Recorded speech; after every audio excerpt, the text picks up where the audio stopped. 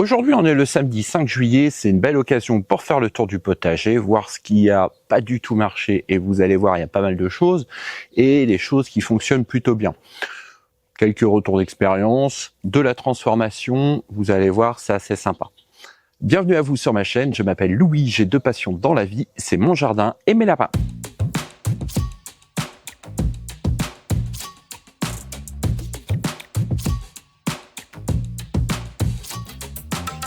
Avant de commencer cette vidéo, je voulais revenir sur les cerises. On en a ramassé environ 8 à 10 kilos. Alors, on les a tous dénoyautés. On a utilisé une petite paille métallique. Donc c'est très simple, hein. On prend la cerise, on appuie et le noyau sort. 10 kilos devant la télé, ça passe, ou devant une autre vidéo des collègues youtubeurs. On les a transformés de 3 manières différentes. La première, on a fait sécher les cerises, ce qui est assez intéressant si on veut les grignoter ou les manger à transporter. La deuxième méthode, on en a fait un sirop, donc avec 1 kg de cerises dénoyautées, on les a mixées, mis au frigo pendant 24 heures. Le lendemain, on les a passés au tamis. Ensuite, on les a mis à bouillir avec du sucre, 700 grammes. Et maintenant, on a un super sirop. Et pour finir, on en a congelé. Donc là, c'est pareil, hein, c'est la même méthode que vous avez dû voir sur le short que j'ai fait sur les fraises. On les met d'abord à congeler individuellement et après, on peut les mettre dans des sacs. Donc, dans le fond, j'ai de la vigne qui donne bien du raisin. Je pense qu'on devrait en avoir pas mal cette année. Vous verrez de l'autre côté, il y en a aussi beaucoup. Et ici, j'ai fait un nouveau tipi, donc un tipi pour des haricots verts. Donc, c'est très simple, hein. Ici, j'ai des haricots verts qui sont verts à gauche et j'ai des haricots qui sont haricots beurre de ce côté-là. Dans le fond, j'ai la rhubarbe qui commence à déguster, c'est vraiment très compliqué. Et sur le tipi, j'ai les potimarrons. Donc je pense que je vais les faire courir tout du long du potager. Vous verrez, c'est assez sympa. Ici, j'ai de la tomate cerise et vous allez voir, c'est assez sympa. Elle est non tutorée et vous allez voir que la tige, une fois qu'elle a touché le sol, elle a un peu changé de forme. Vous allez voir, la tomate, une fois qu'elle va commencer à toucher le sol, toutes les feuilles vont passer à la verticale. C'est assez surprenant. De ce côté-là, j'ai la butternut. Pareil, c'est du semis directement en pleine terre. Ça a bien poussé. Petite fin d'azote. Donc j'ai rajouté un peu d'azote ce matin. On va bien voir ce que ça va donner. Derrière, j'ai un plant de tomates spontané. Donc je le laisse vivre. Et là, j'ai un plant de tomates. Ici, j'ai fait un semis d'oignons. Et malheureusement, il a un peu de mal à prendre.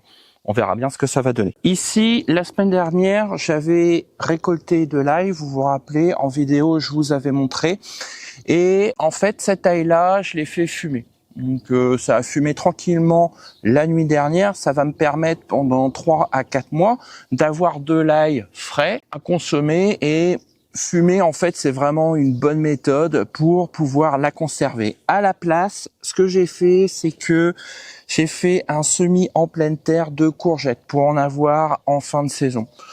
Donc c'est toujours la même méthode, hein. Je prends un peu de terreau, je mets mes graines, je fais un poquet, je recouvre, j'arrose et je protège parce que sinon les oiseaux ils viennent et ils défoncent tout. Je garderai le plan le plus joli. En face, j'ai des concombres. Alors les concombres, je les ai goûtés et franchement c'est catastrophique. Ils sont ultra amers à cause de la chaleur. On les a pas consommés. Donc on va bien voir ce que ça va donner les suivants. Je pense qu'il va falloir insister un peu plus sur l'arrosage parce que là ils sont vraiment très amers. Ils sont immangeables. Ici j'avais les fèves. Donc les fèves c'est très simple, hein. Quand je les récolte, je laisse la racine en place, donc je coupe juste vraiment à ras et je refais un semis par-dessus. Ici, c'est un semis d'haricots, des haricots classiques, pas des haricots mange-tout. Ils ont commencé à lever, ils sont plutôt jolis. Je les laisse encore en protection pour éviter justement que les oiseaux viennent me les défoncer. J'attends un peu.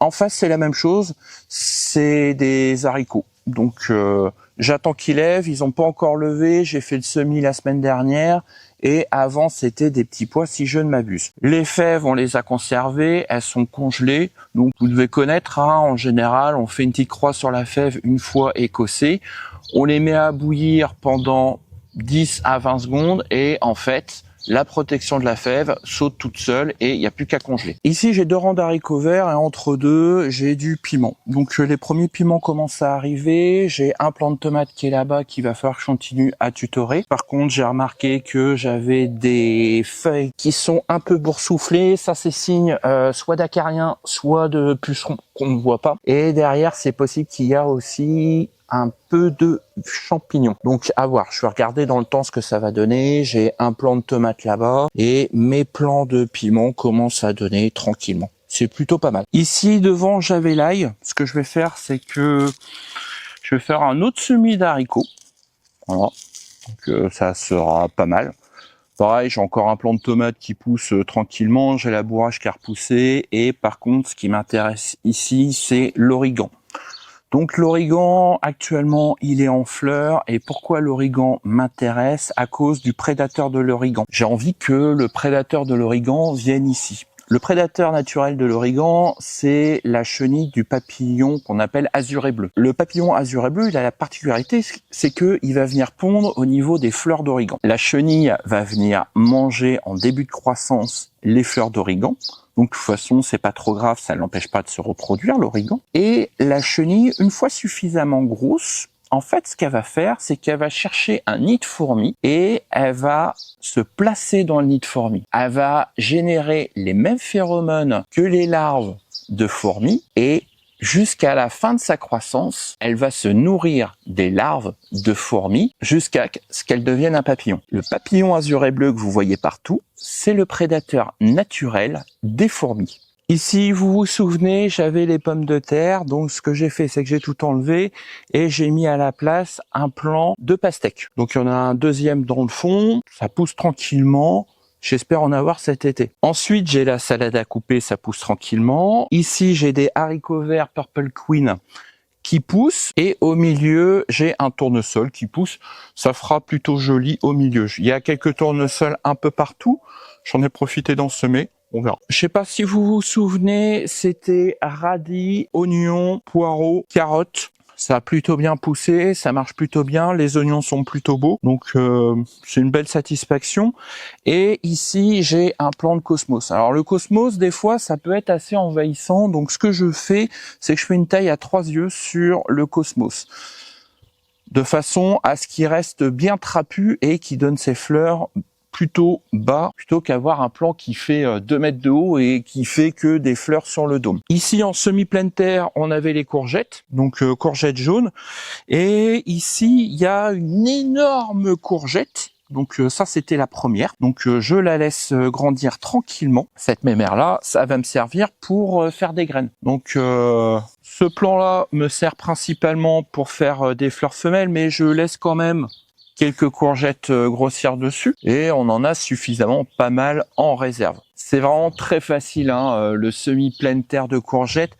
Plutôt de s'embêter de les avoir toujours dans des godets, de les arroser tout le temps. Le semi-pleine terre, au moins vous vous débarrassez de ça. Vous n'avez pas besoin de quelqu'un pour surveiller vos plants si vous êtes parti ou quoi que ce soit. Elle pousse toute seule. Ensuite, ici, je sais pas si vous vous rappelez, j'avais fait mon semi-pleine terre de tomates Roma. Donc là c'est pareil, hein, elles seront non tutorées, elles ont poussé toutes seules et l'énorme avantage c'est que je n'ai plus à les arroser.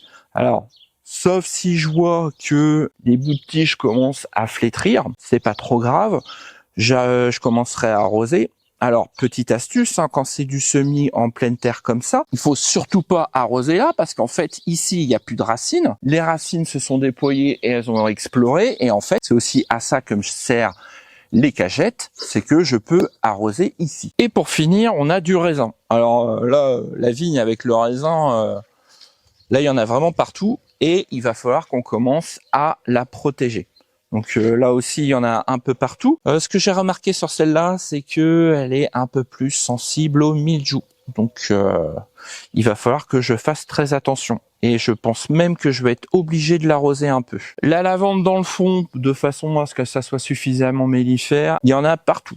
Ouais, les abeilles, elles adorent, et je vous ai pas montré, mais il va y avoir les artichauts qui vont être en fleurs.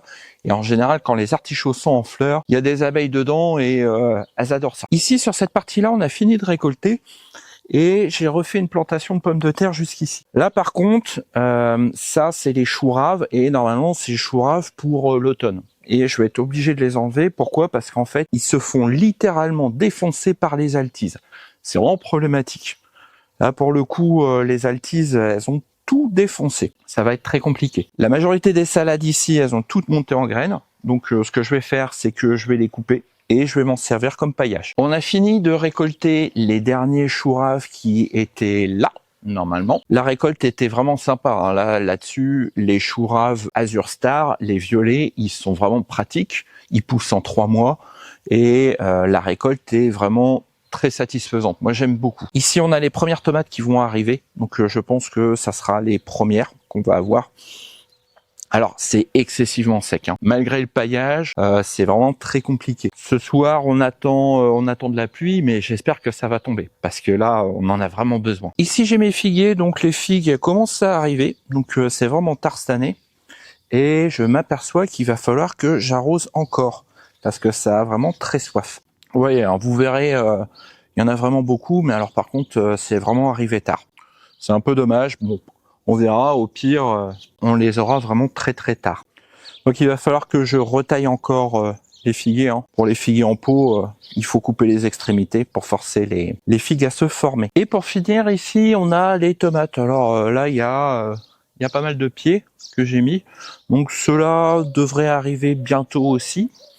Donc c'est plutôt pas mal, mais c'est pareil, hein, ça a soif. Ça a terriblement soif. C'est un truc de fou.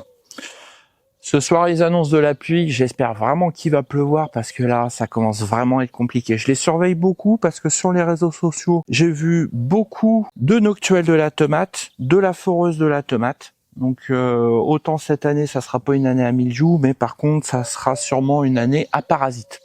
Donc je surveille beaucoup. Cette vidéo est maintenant terminée. Si la vidéo vous a plu, n'hésitez pas à la liker, à la partager sur vos réseaux sociaux, à la commenter. Moi, je serai content d'échanger avec vous dans les commentaires. En attendant, je vous dis à très bientôt dans d'autres vidéos. Les prochaines vont sortir. On va parler eau. On va parler aussi IA au potager. On va parler aussi non-travail du sol. Moi, je vous dis à très bientôt. Et surtout, prenez soin de vous et jardinez bien.